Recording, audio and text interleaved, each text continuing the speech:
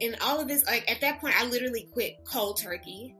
And at that point, because nobody's going to miss me, the business wasn't that big.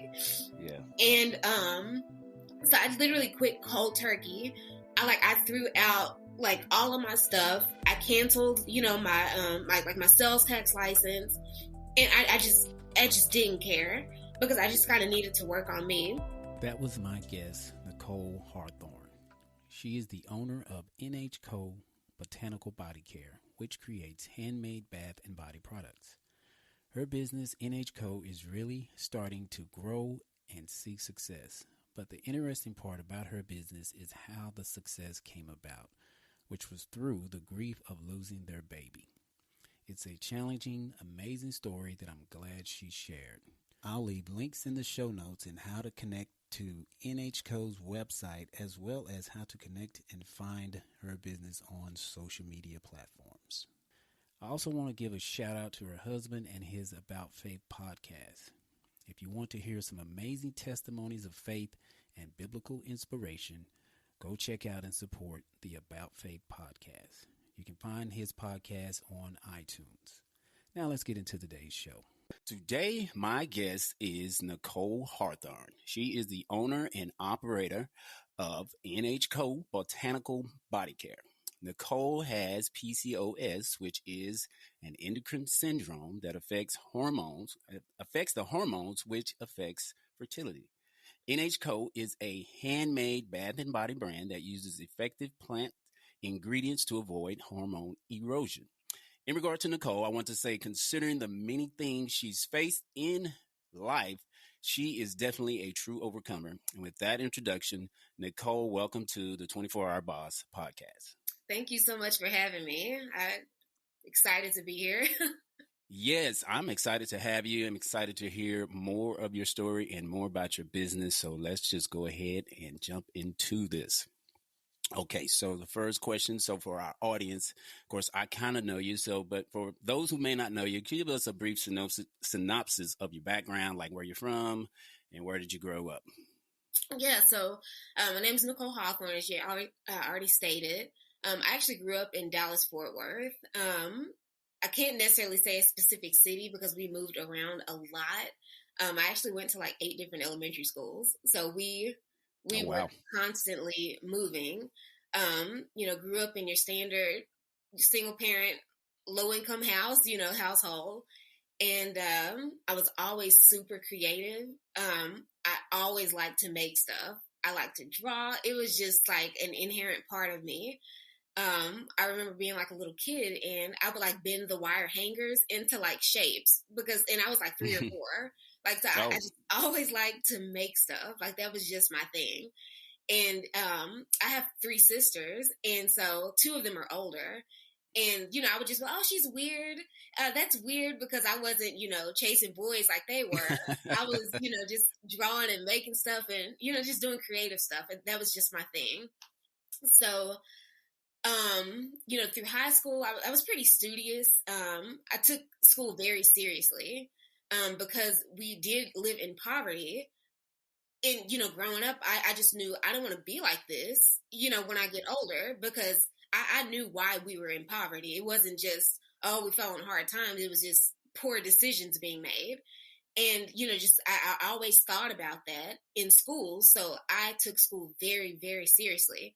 I graduated with over a 4.0 in high school. I was the top 3% of my graduating class, 540 kids.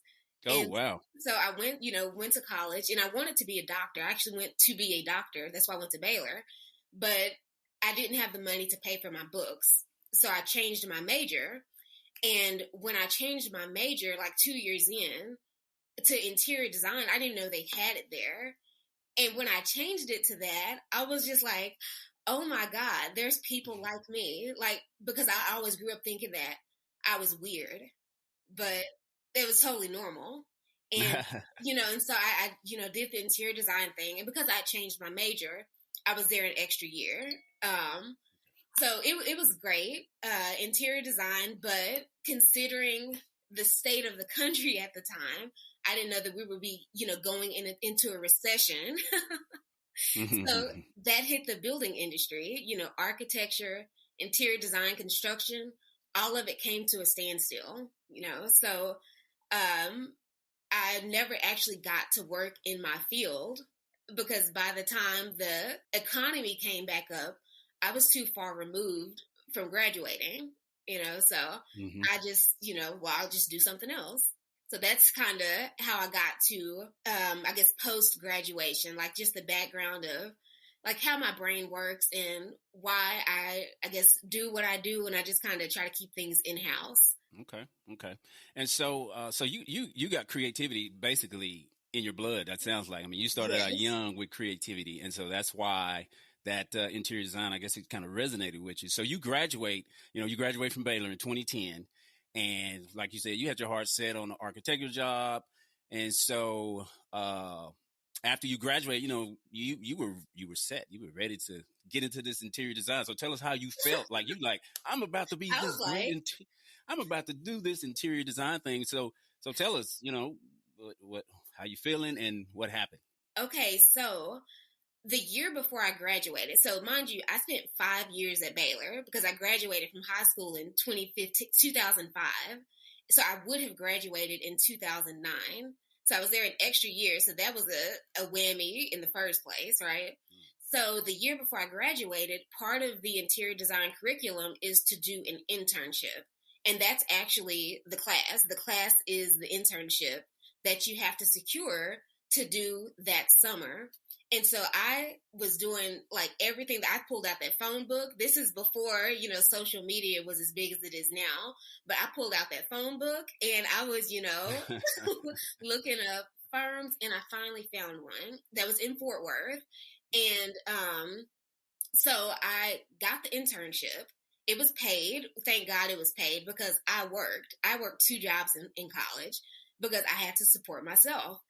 And they liked me. They loved me. And they're like, yeah, we're going to offer you a job. So when you graduate next year, we're going to have a job lined up for you. So I'm like, yes, and I didn't think to have a plan B in place because they offered me the job.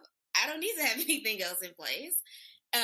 Obviously, that's not a good idea because anything can happen.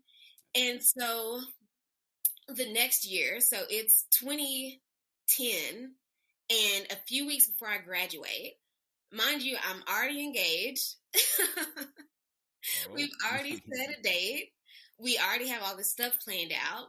And a few weeks before graduation, I'm following up with the architectural firm, just kind of trying to touch base, make sure everything looks good because I hadn't heard anything.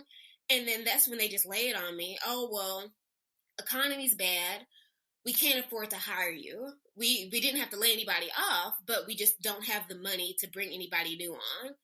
And so that was tough. That was really hard. And so I'm like, well, I'll try to look for another job. But obviously at that point, it's too late because all the graduating seniors have already took all the available jobs. Like you have to do that well in advance. And so because I worked 2 jobs, I was able to, when I graduated, I was able to quit one job. And so I worked at one of the other jobs was Walmart. And so I was able to transfer that Walmart job from Waco to Fort Worth. Because when I graduated, I ended up moving with my dad. And I didn't grow up with my dad. I had only met my dad probably like 2 years before. And so I'm like really close with my dad. And that was the saving grace for me to just keep that Walmart job and transfer it. And that was horrible, having to work as a cashier and you have a college degree and you have student loans that are about to become payable. And I was getting ready to get married. So, oh man. So it was a lot. And I thought that was one of the hardest things. And so, it was probably almost a full year before I was able to find a real job, like outside of being a cashier. And that was working at a collection agency for mortgages.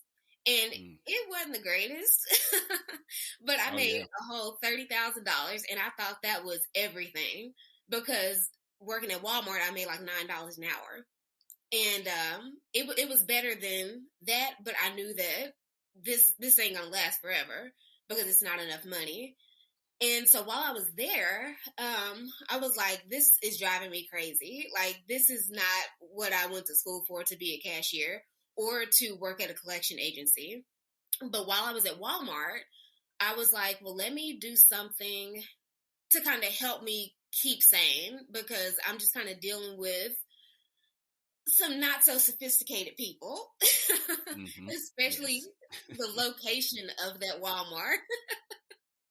I can imagine. and just an example, I remember they had me help to train this new cashier, and she was older than me. I think she was like maybe early 40s. And I was just, trying to teach her like how to be the cashier, do her cashier thing.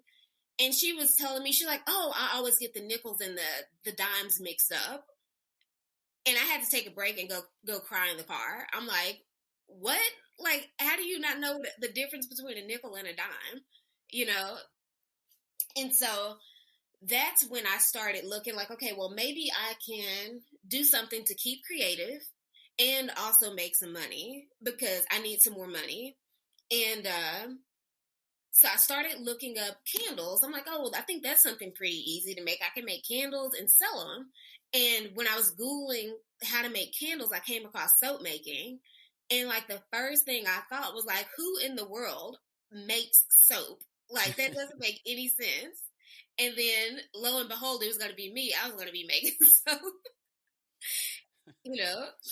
And so I started soap making, and I did like craft shows, like not big ones, but just little vendor shows, just to try to make extra money here and there. It wasn't a very lucrative business at all. And then when I left Walmart and started working at the collection agency, I had a little bit more money. And so I could put a little bit more money into my business. And so I could make a little bit more money. Still wasn't that lucrative. And I think over like the next, 3 or 4 years, I had switched jobs and I was making more money, because that was always my goal. I didn't want to stay somewhere and, stay stagnant and not make more money. I'm always like, how can I do better? And so as I got better jobs, I made more money and I could put more money into the business. So I was able to make my business better. Like, I could make the things look better. I was making better products. I'm like, oh, okay, I can do this and just kind of make money on the side. And that's probably up to like 2016, when I had kind of gotten to the height of my business. I had rebranded it because, I was making more money. So I rebranded. I had it looking great. And that's when my husband and I, at this point, we've been married 6 years, started fertility treatment. And it wasn't growing that fast, but it was growing. Like, if I look at it, compare that to what my business is like now, it's like a tiny morsel. But I thought it was the bomb.com. I thought it was doing so well. Yes. And I had, I wasn't in any stores. I did start to get, orders here and there. I even got some international orders. And so I'm like, okay, I can keep this going. And then when we started fertility treatment, because I have PCOS, polycystic ovary syndrome, I was still working my business, but it was just a side hustle at that point. Right. That's exactly what I was going to say. So you're just doing all this on the side. Yeah, this was a, textbook side hustle, because I'm literally just trying to supplement my money, my income. And it was fun. It was fun to do. Instagram hadn't changed their algorithm, so you could get a lot of, Instagram growth and get attention, and you get like hundreds of likes on each page, because on each, post. So life was good, Mm-hmm. And so we started fertility treatment, which, if anybody who's listening has ever gone through that, it takes so much out of you. It's like you're constantly taking medicine. The side effects are horrible. And like it's different medicines, they don't work, and like, so all of this stuff, none of it works. And actually, during the time of like kind of doing fertility treatment, one of the things that I had was like insomnia, and to where I either couldn't stay asleep or I couldn't go to sleep, or like I would wake up in the middle of the night because I had like restless leg syndrome. And that's basically where like you just have this unction, you have to move. And so how can I go to sleep if I can't, stop moving? And so that fast forward, that actually spearheaded one of the products that I sell now, and I just made it for me because I didn't want to take another medicine to help me go to sleep when I had all these medicines in my system already. So none of the fertility treatment worked. And on top of it, another slap in the face is it's really expensive, even with insurance. Oh, goodness. So I don't know if you want me to stop. You don't. No. I was just gonna say it's. You don't. I guess just looking at you before I even heard about your story or what have you. It's like you don't even know that you're dealing with that. I'm just saying. I just see. Oh, there's Nicole. There's CJ. But it's like I guess you don't know that this person is dealing with these different things, and you're taking these medicines, like you said, you're taking all your energy, and so But I guess going back to what you said, so you're doing this business as a side hustle. Well, let me backtrack. So you graduate and you're doing these jobs that you really don't want to do, and you come across just your creative juices, which I guess, like you said, I mean, I don't know, this is like running through your blood. So you come across candle making. From there, you go to soaps, and you're getting really good at soaps, and you're doing this side hustle. And you're getting good at it. Your side hustle, I guess, is growing and getting better. And so, your business is taking off. Yeah. And, things are looking up. And so I guess from there, like you said, you're 6 years into your marriage, and, I guess y'all face another setback or another, I guess, a tragic loss. Yeah. And here's like just going back, like I thought that this business was doing so well. And like I was looking through my taxes, because you have to file your business taxes. And I was like, I would make like $2,000 or $3,000 a year. And I thought that was, that was something. Hey, not bad. And that was on a good year, like, ooh, wow, $2,500, And so I thought that was really, really good. And that's net, all your expenses and stuff. But, so none of our fertility treatment worked. And then we actually, we're getting ready to do IVF, which is in vitro fertilization. It's very expensive, but I have a job and I always have insurance. And so my insurance takes care of most of it, but you still have to, do your copay thing. And so to do the IVF, you actually have to prepare your body. Like I had to see like a specialist, an endocrine, a reproductive endocrinologist. It's like a mouthful. And so they have to prepare you for a surgery because the PCOS actually caused me to have like a growth on my ovaries. So my ovaries don't really work. And so in order to do IVF, they have to basically do surgery and do all this stuff leading up to it. So they give me a medicine that's supposed to, get me ready for the surgery. And it was supposed to cause a reaction in my body. And so the doctor's like, we'll give you a couple days and this should happen. So a couple days pass and I'm just chilling. I'm cool. Like nothing's happening. I feel good, Mm-hmm. And the doctor, they called me. They're like, hey, we haven't heard from you. Like, what's going on? I was like, nothing's happened. I'm just chilling. I'm at work, And I'm so grateful because the job that I had, at this point, I don't work at the collection agency. I've moved like 2 jobs since then. So I worked at Walmart, and then I worked at a collection agency, and then I worked at an insurance company. And then at this point, I'm at another insurance company, but it's a higher level of insurance.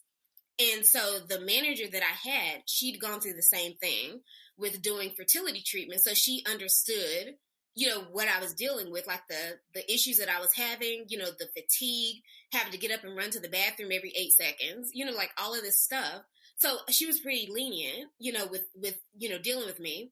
And so the doctor, they called me while I was at work, and they're like, well, we need you to come in right now.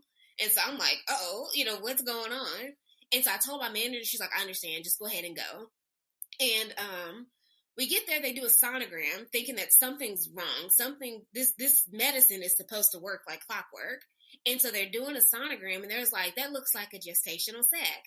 And I don't know what that is. I just know that I'm tired of taking medicine, and we're just getting ready for in vitro fertilization. And she asked me, she's like, do you know what that is? I was like, no. She's like, well, it looks like it could be, a placenta growing. She's like, but it could also be a Nabothian cyst. And I'm like, the way my life is set up, it's probably a Nabothian cyst, which is just like another growth that they have to do like a test on to make sure it's not cancerous. And so I don't have my hopes on anything because it could be one of two things. And long story short, as we were getting ready to do IVF, and after all of these tests had come back from all of these things, where they told me your ovaries don't work, there's a 5% chance, it turns out that I was pregnant. Even when they had given me all of these test results, I was pregnant at the time, and they didn't even know. And only because the medicine that they had given me didn't work, that's how they found out. And they ended up doing like a blood test. And so that was a surprise, and the doctor was really surprised that literally we had gotten pregnant on our own. So outside of all of that medicine, none of it worked. It was a little bitty time frame that we had conceived on our own, but the baby ended up dying, and that was horrible. That was I don't even think there's a word to describe. Yeah. Sorry, like how traumatizing it is to go through all of that, and then you still like, oh wow, something surprising has happened, and then it's like ripped out of your hands. And so, mind you, I still have this side business. Yes. And at this point, I'm just like, I don't even care. Like, I'm just trying to, stay sane. Right. And they like in all of this, like at that point, I literally quit cold turkey.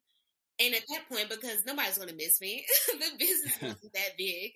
Yeah. And so I literally quit cold turkey. I threw out like all of my stuff. I canceled, my sales tax license, and I just didn't care because I just kind of needed to work on me, and I was okay with that. Like I was totally okay. Oh yes, that's understandable. Definitely.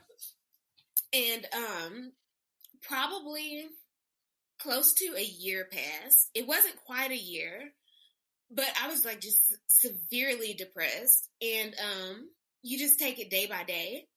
And finally I was just kind of like, okay, I gotta get up and do something. Like this is going to totally consume me if I don't try to get up, and get out of this, whatever this place is.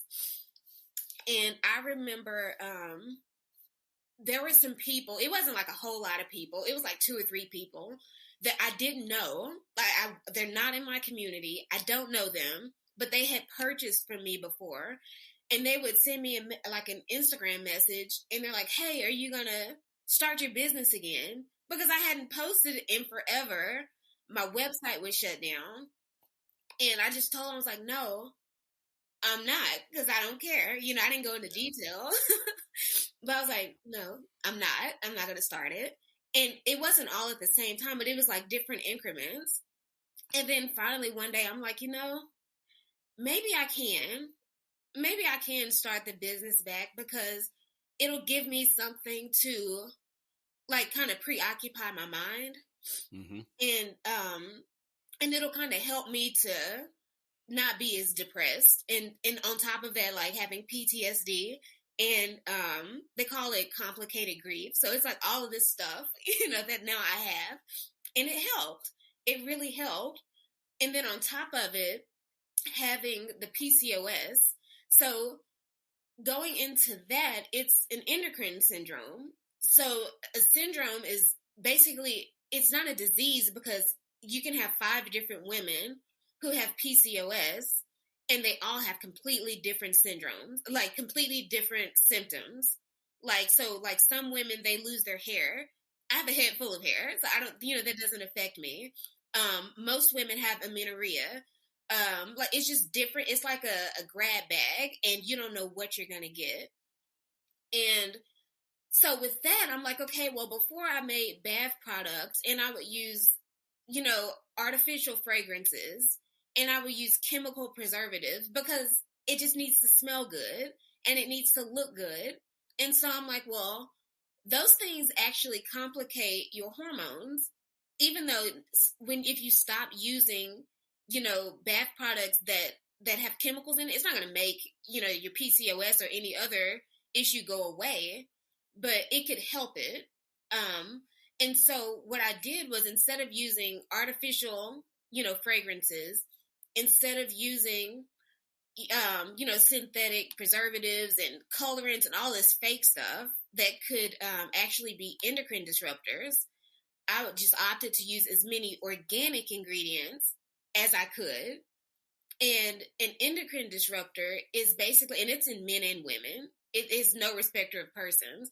It's basically some type of chemical that attaches to your hormones and it causes them to misfire. So there's even some natural ingredients like soy. Soy is totally natural, but it's an endocrine disruptor. It can cause you to have more estrogen. Like, I have too much estrogen. That's one of the symptoms of my PCOS, is too much estrogen. And yeah, I know that sounds crazy to some people, but because it's an imbalance, it's a problem. And so I wanted to try to avoid those things so that it's at least something to help, because, pennies add up to $1. And so if I can at least do this, then that's at least one less, I guess, substance that could, adversely affect like how your hormones misfire. Or even in men, there's like lavender. If you use way too much lavender, it can cause male breasts, like it's. Oh, goodness. Yeah. There's a lot of things. So there's a lot of research, as you can tell, that I put into these products to make sure that I use the right ingredients that, I guess, do what I want them to do, if that makes sense. No, that makes sense. Yeah, that makes sense. I mean, that's good education, because I definitely didn't know that, but that's good to know. But I guess I'm just going to backtrack just a little bit. But you're at the lowest point in your life, and which is understandable. And trust me, I'm not a woman, so I don't even know how. I'm just literally, like I said, when I was reading some of your background and on your about page, because you have this information on there, but just my mindset, I'm like, I don't know, I can't tell you how you overcame this. Well, I do know one source is God, which we'll talk about that in a moment. But you're at the lowest point of your life, and like you just literally said, you quit this business. Basically, you quit this side hustle. You quit NHCO. It's done, because there's nothing else that matters. And like I said, that's totally understandable, because we're talking about real life. So right, you're at a low point in your life, but through a low point in your life, your creative juice is still flowing, and you're getting these ideas of how now you can help other women or whoever is dealing with some of the same things that you're dealing with. So, and this is actually helping you to get through this. So go ahead. I guess you can continue. Just go ahead. How, now you're coming out of this. Yeah. And granted, like, you just got to learn to coexist with it. But, right. But it, I mean, I just can't express like how much it helped, because, what do they say? Like an idle mind is the devil's workshop. Yes. So it's kind of like that. It's like, okay, well, I'm so preoccupied doing these things that I don't have time to sit and like dwell on, on what I'm dealing with. And, it's so crazy, because I felt like I kind of like lost my mind a little bit. Like, and that's the best way I could put it. Like, it's like temporary insanity. Yeah. To where, like, when I finally was like, you know what, I can get up and I can do something. I'll restart this business. Like, this is just how out of it I was. Like, I was like, well, how do people grow businesses? It was just so random. Like, it was just such a random thought. Like, I can't even explain how I even got from point A to point Z. But just one day I was just like, I wonder how people grow small businesses. And I started Googling trade shows. Mind you, I haven't even made anything in such a long time, but I'm Googling trade shows. And so, of course, they don't give you prices of, on the website. And so I was like, I'll call them. And I called the people and I just immediately signed up for this trade show. It was like $3,500. And I don't have a product. I don't have anything. But I'm just like, what do I have to lose? You know? And that's literally kind of like what spearheaded everything. What do I have to lose? Like, it's just money. You know, even though and just a disclaimer, I'm not rich. I'm not just like this well-off person. But yeah. Let's let the people know that this is a regular woman. This is an ordinary woman. This is not, somebody that, she's not saying that you can't get rich and not saying that your business is not growing and being successful, but you're just an ordinary, regular woman, just like anybody else. Right? Yeah. And so I'm just like, sure, I'll do this trade show. What do I have to lose? And I'm just like, who does that? First of all, like who just signs up for a trade show? They don't have a product. They don't have a business. Because at this point, I knew that I was going to change it, but it had just been kind of like a thought. And then I'm just already, acting on it. And so, and I think this was in like 2 months. So when I signed up for this trade show, I had like 2 months to prepare for it. And so, I'm just like, what do I have to lose? I'm just going to do this. If it works, it works. If it doesn't, it doesn't. And so I'm just kind of using, I hate to use the word energy, but I'm just taking all of this energy and kind of, instead of sitting there being sad, dwelling on it, I'm just going to refocus it and at least make it work for me. And so, I signed up for this trade show. It's like $3,500 for just the booth. That's not including the stuff that I have to put in the booth, But it worked. So I did the trade show, and that was in January of 2018 when I did this trade show. I didn't make any sales, even though people loved my booth. People commented on it. It was like the people that ran the trade show, they actually came and interviewed me. And, because they were just so impressed with this booth because I have an interior design background. So, the reason why I didn't make any sales is that the trade show seemed like it was maybe, like oversold. Like they tried to make it seem like it was better than what it actually was. But the people that were shopping, the stores that were shopping, they weren't looking for modern looking products. They were kind of looking for mom and pop shop looking stuff. And I talked to some other vendors and they're like, yeah, I kind of picked up on that, but it was still a learning process. It was a learning, I guess, what is it? It was like, I learned a lot from it. It was an expensive lesson, but I learned a lot from that trade show. And it kind of, that's what started, okay, you have to be business minded. So I'm going to do this thing. I'm already invested in this trade show. I didn't make when I tell you I didn't make not one sale, I did not make not one sale at the trade show or after the trade show. And, but I took everything that I learned from the buyers and from the people in the booths next to me, and I just kind of internalized it. And when I went home, I was like, okay, I'll use this information and kind of help focus my business this way. And I made everything better. I ended up rebranding because of what I initially had when I restarted, which was a rush because when I signed up for the trade show, I didn't have a product or I didn't have a design. So everything was pretty rushed. So it wasn't the greatest. But after that trade show, I'm like, okay, I guess I was kind of encouraged, I guess. And I rebranded. I did things better. I did more research to see, what are these other businesses doing that I'm not doing? And I took that as the standard. So whatever the standard was, I worked to get closer to that instead of being substandard. Because I felt like, even though I don't think these buyers were looking for my product, it was still something that I probably could have done to at least get one sale. And so I made everything better. And I did another trade show in 2019. And this time I went bolder and I spent $6,000 on this trade show booth. And ooh, stepping it up, Nicole, you're stepping it up. And this is what like what really got my business on the map. And Really? I felt like if mind you, I'm still like in this healing process. And I'm like, you know what? If I'm going to do this, I'm going to do it big. And the reason why my booths were so expensive, when they were expensive anyway, but I got a corner booth. I'm not going to buy a booth that's $5,000 that's in the corner in the back. If I'm going to do this show, I'm going to be up front and center. And I had a corner booth. It was, strategically placed because you have a floor plan. When you buy a premium booth, they give you a floor plan.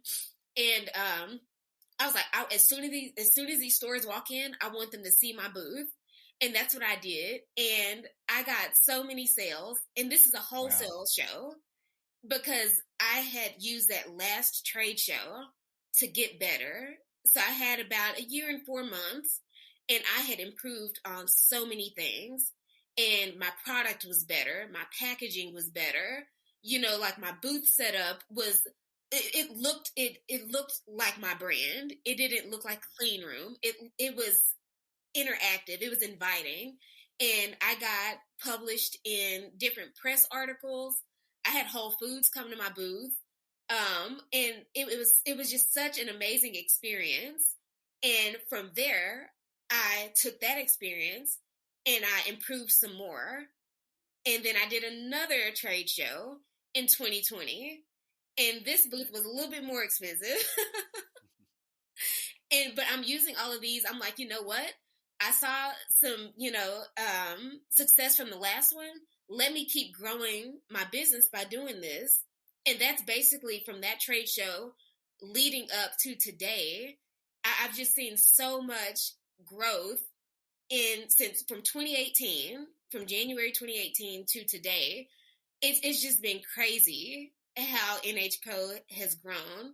And I can only attribute it, and it's such a crazy thing because I can only attribute it to kind of being just kind of out of it and taking this huge leap after leap after leap, and it literally paid off.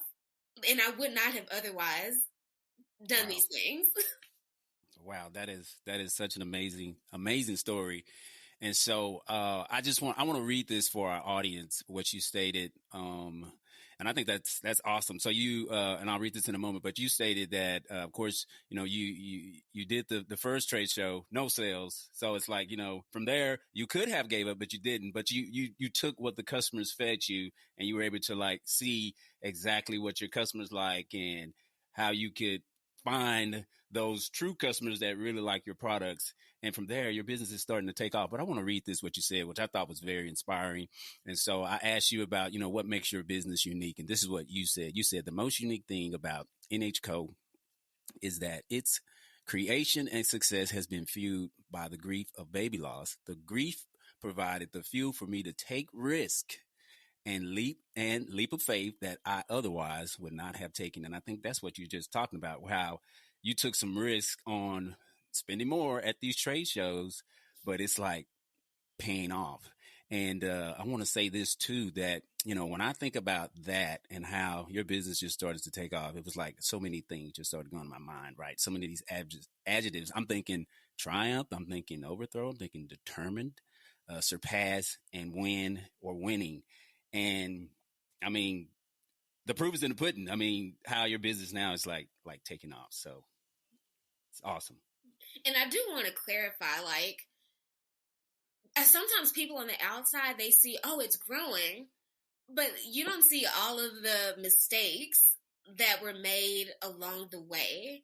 And like, I didn't take, like, the first trade show that I did, that was just totally just, I don't know where that came from.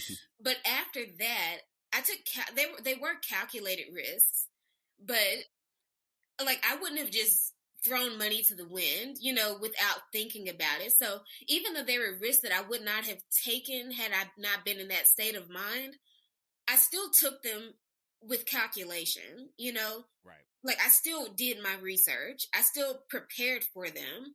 I didn't just go in there and say, well, I'm a Christian, I'm saved, you should buy my stuff. I had to make my product compelling.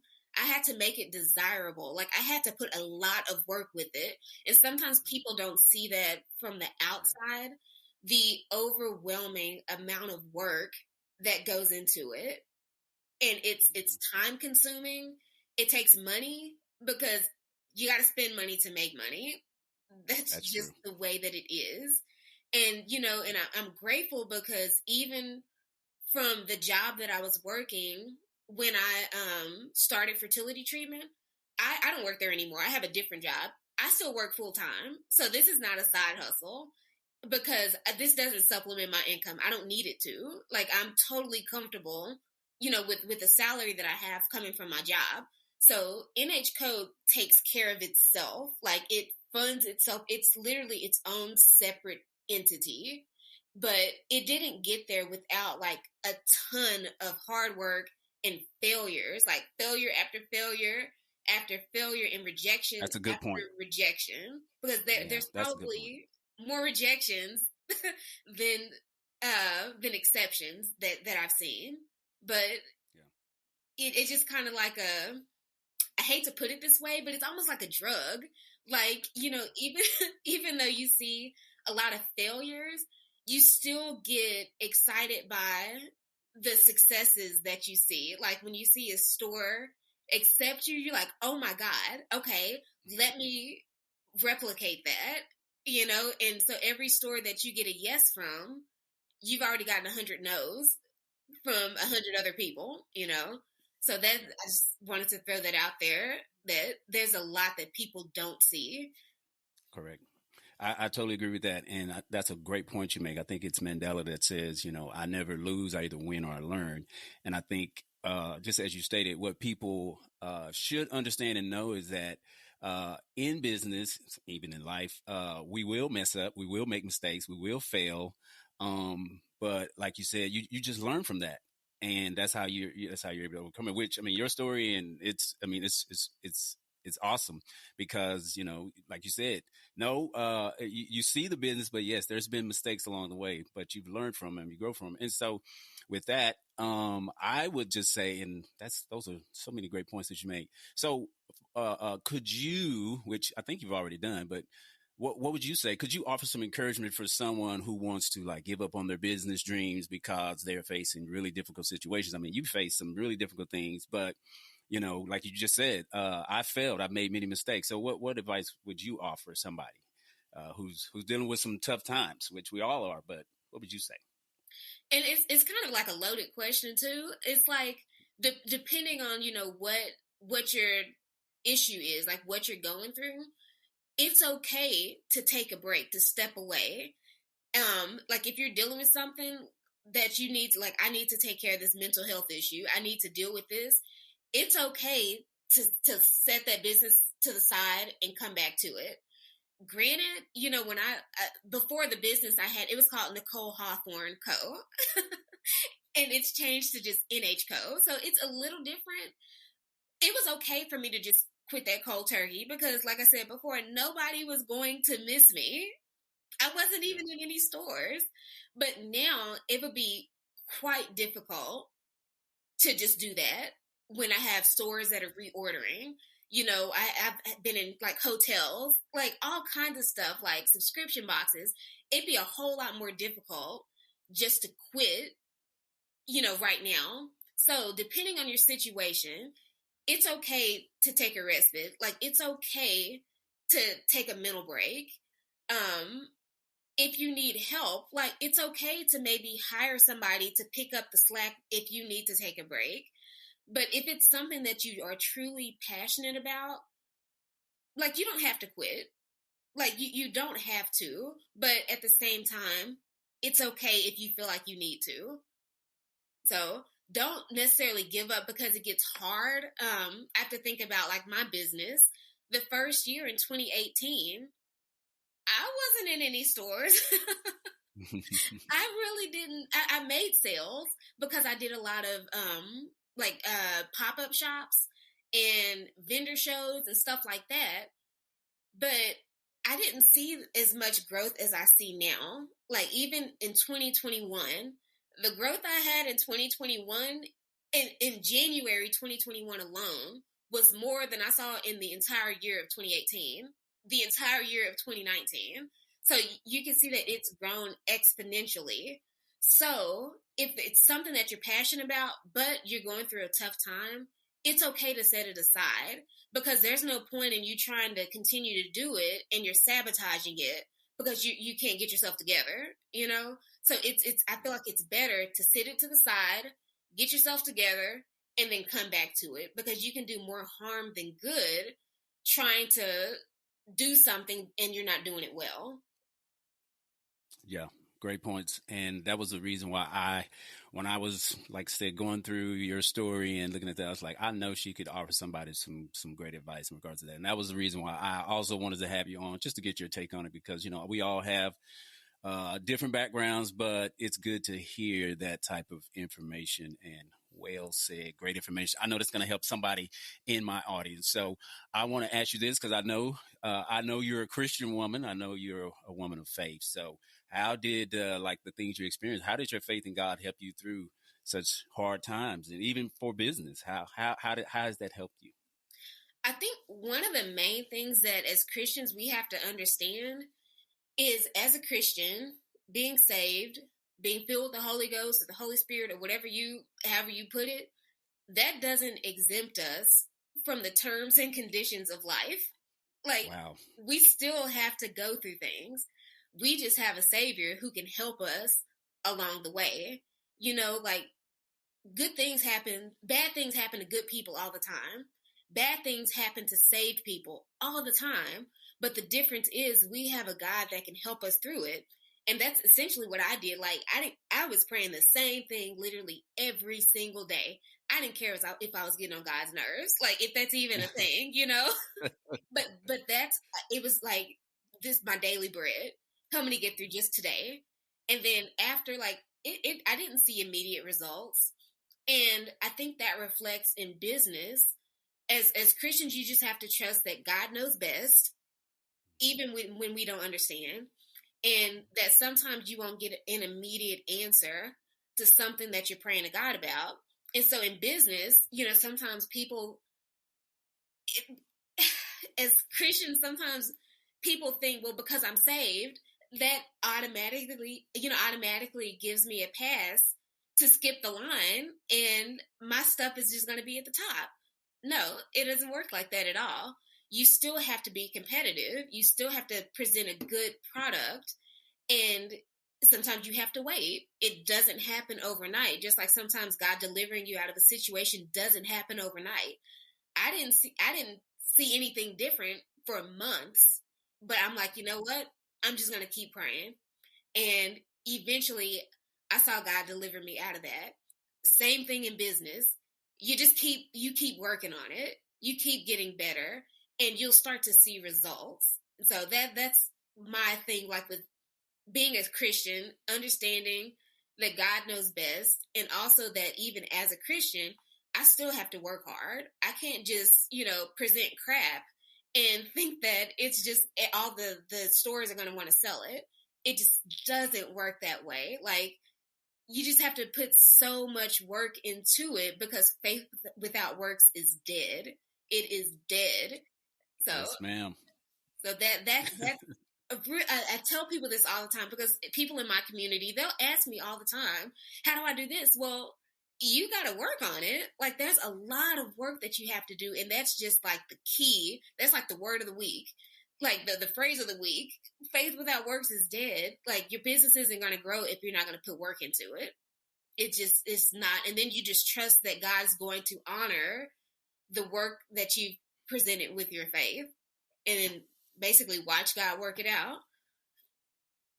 Wow, that is so inspiring, just hearing you say that. And so many great points. I mean, you made some great points that, yes, even as Christians, we still have to work on our products. We can't just put anything out there. And I like what you said, that as Christians, we're all going to face something. We're not just going to, hey, this is going to go great for us. We're all going to face something. I mean, there's so many. I mean, every example in the Bible that we look at, Abraham faced issues. Joseph faced issues, going in prison and And I mean, there's so many stories, but it's well said, well spoken that, we're all going to face something. But at the same time, you got to put in the work necessary to help to make your business grow, regardless of, even if you're not a Christian, you still got to put work into your Right. business, so it's the same for all of us because we're all under the same playing field. Mm-hmm. So now seeing where NHCO is going now, the successes that you're seeing now with your company, how you're able to overcome a really low point in your life, how you didn't give up. Like, how are you feeling now about NHCO, like where you're headed now, and just seeing like so much that you've overcome, and so many things now that's going on. How does that make you feel, or what do you think now of NHCO? Sometimes I'll just look and be like, wait a minute, what happened? Like, like, how did it get here? Like, sometimes I'll just look, like, even just in my workspaces, I'm just amazed. And it's nothing that I can take credit for of myself. Yes, I put my work with my faith. I planted Apollo's water, but God gave the increase. And I can only attribute it to God blessing the works of my hands. I'm grateful that, God has given me the mind to work, number one, to, be willing to do what I have to do to become competitive, for people to even want my product. And I'm glad that God honored my faith in my work. And so I'll look at it and I'm like, part of me is I'm used to it because I'm just, I've been doing this for a couple years now. So I'm kind of used to it. But then at the same time, I'm like, wow, this is crazy. Like, people really like my product. Like, I still feel like surprised by that.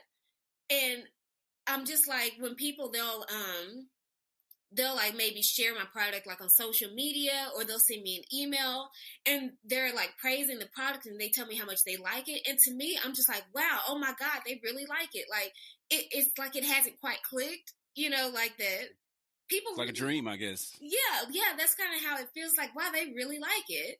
And then I think about how, when I first started, like, I make shower steamers. So now, like, those are the top selling products. I think in the first quarter of this year, I've made thousands of them.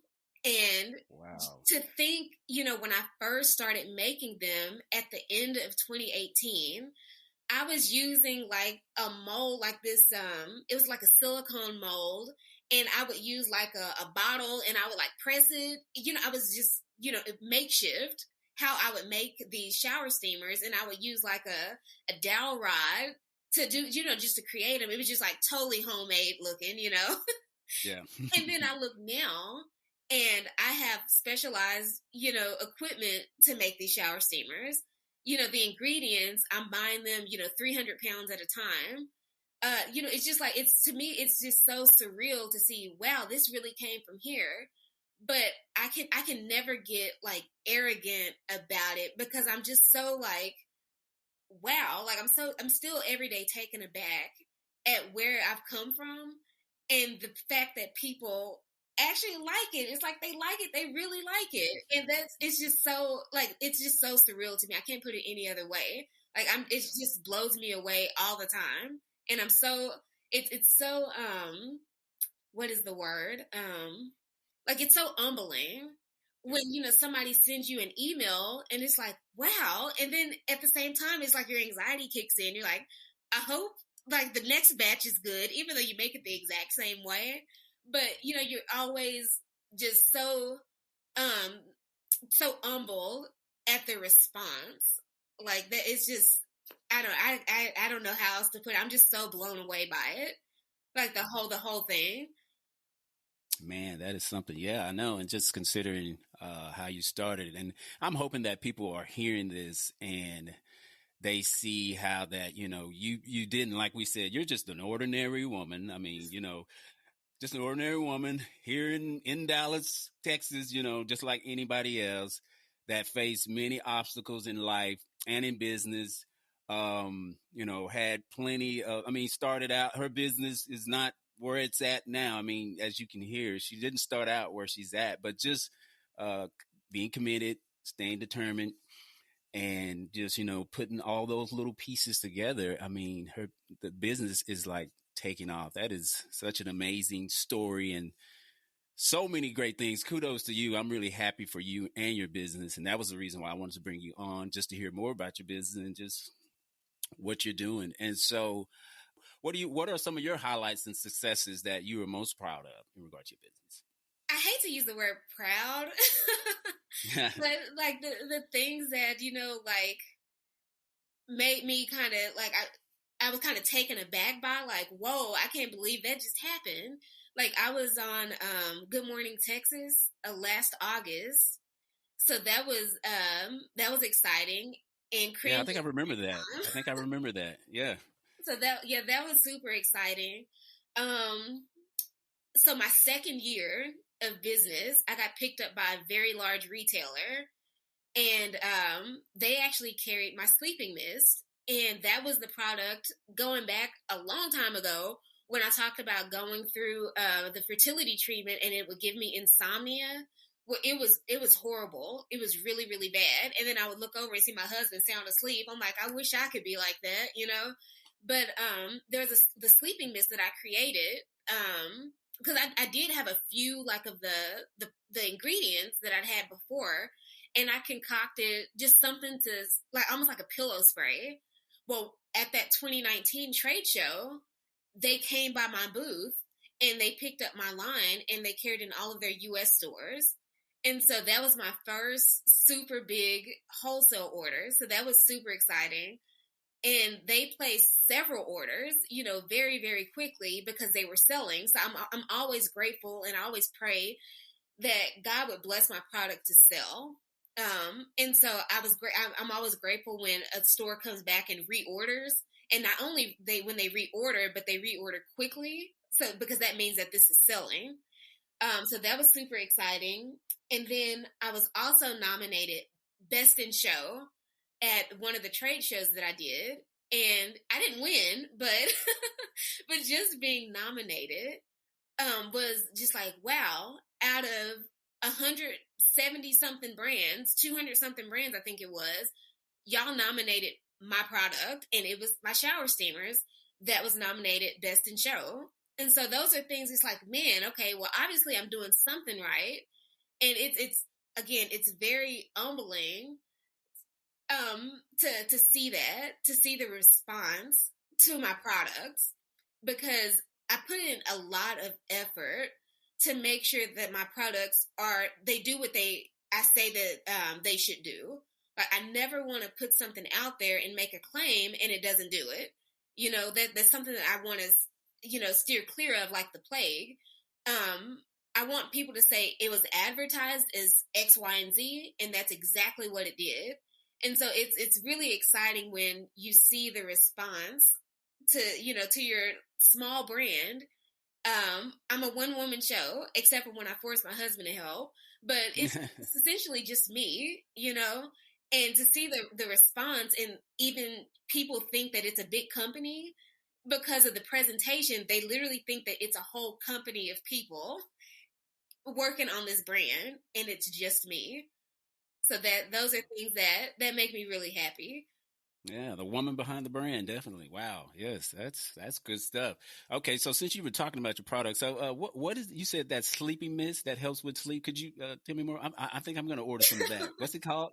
So it's called the sleeping mist, and again, I don't believe in putting out crap, just putting it out there. I don't believe in doing that. So I do a lot of research in everything. Like, I actually go to official medical websites, schools of medicine, and look at, their studies, their peer reviews, their peer studies on natural ingredients. So the sleeping mist, there is lavender and chamomile, which everybody knows helps you to go to sleep, right?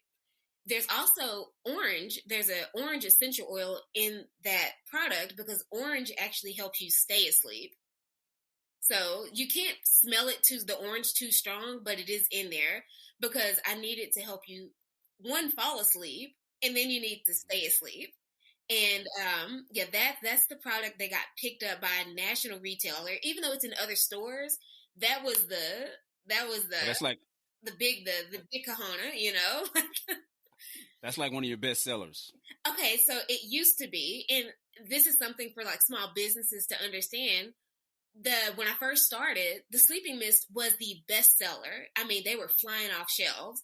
And then as I started perfecting my shower steamers and coming out with more smells, they became the best sellers to the point where I literally sell like hundreds of them every month.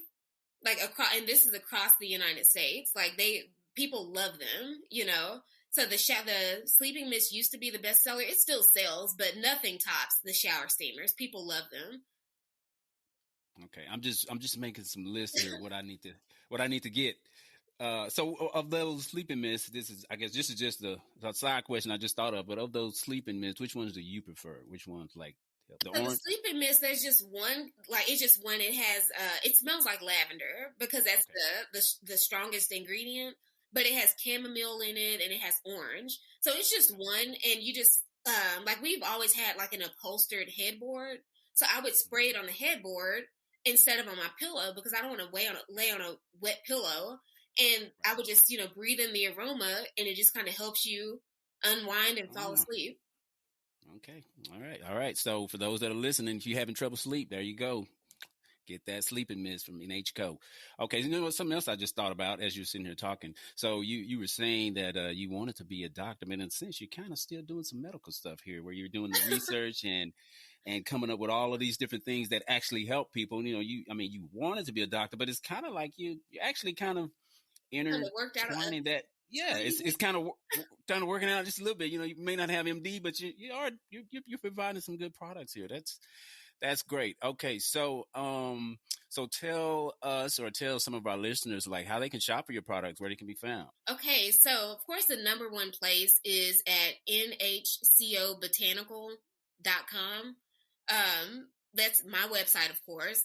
But if you don't want to shop online, then you can certainly go to the website and search for click on where to buy, and we're in almost every state, not quite every state, but almost every state in the United States, including Hawaii. So you can, chances are you can find somewhere near you. Yeah, I was surprised to see that when I looked at your website. I was like, oh man, she's like in every state, even Hawaii. I was like, man, you go, girl, you go. That is amazing. Good stuff. All right. So, I guess, you've talked about so much. So I don't know if somebody has PCOS, maybe you have some other products that could help them that you could recommend. What products would you throw out there for them? So, okay, when I first started, a lot of the products that I made were actually geared to help with the symptoms of PCOS. Like I have some facial masks because PCOS typically destroys your skin. Like it just destroys it. And so there's facial masks that, help with like inflammation and just cleaning out impurities. I have like a facial moisturizer. It's called the facial mist that'll help, with dry skin because if you use a mask too much, it can dry out your skin. Another issue with PCOS is like you often deal with like anxiety and depression. So I do have some roll-ons where you would almost roll it on like a perfume on your pulse points, and it'll kind of help relieve anxiety and depression as an aromatherapeutic, really? A type item, not like a drug, but it so can. You are a doctor. You are a doctor. So it's not going to replace, your medicine, but it, just as a natural remedy because there's a lot of scripture because I am saved I'm not socially saved. I'm saved to where I believe God myself. Like I don't need somebody else to tell me because I already know God for myself, so you can't sway me to, I guess, to not trust in God.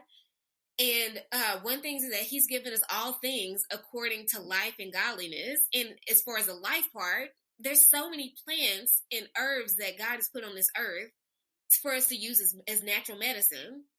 So that's one thing that I really focus on, like the power of plants.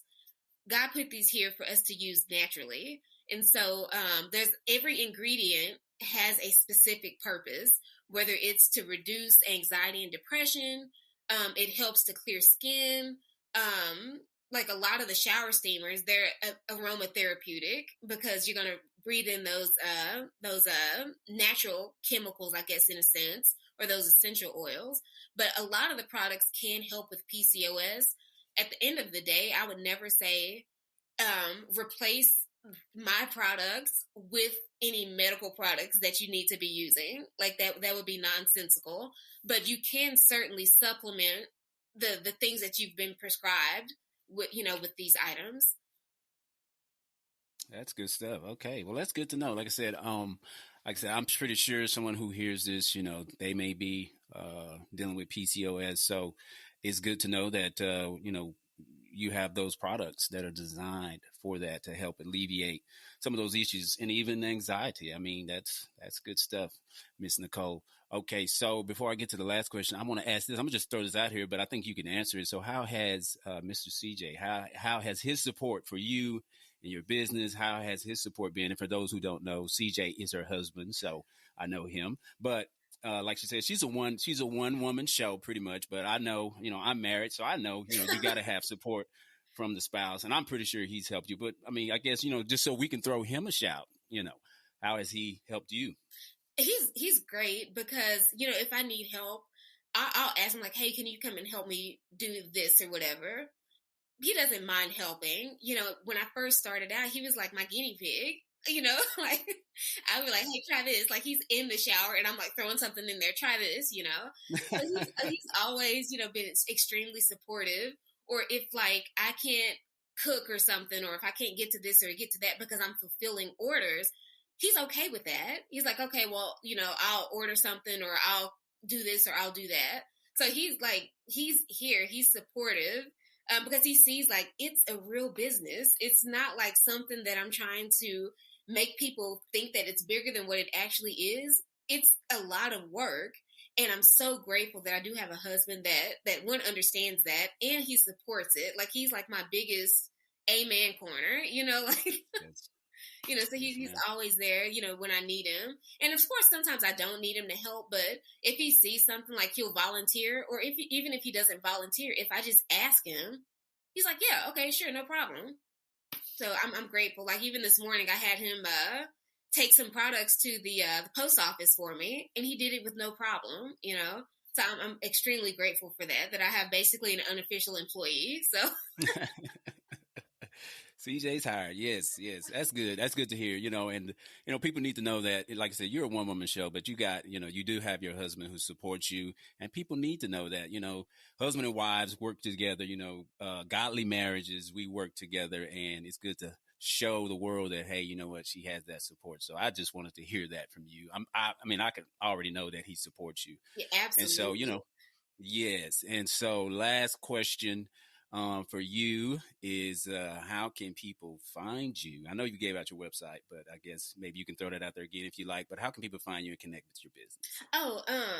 So on social media, totally forgot to say that earlier, but so all of my handles are exactly the same. So you can find me on Pinterest, on Instagram, and Facebook. And my handle is NHCO Botanical or NHCO Botanical.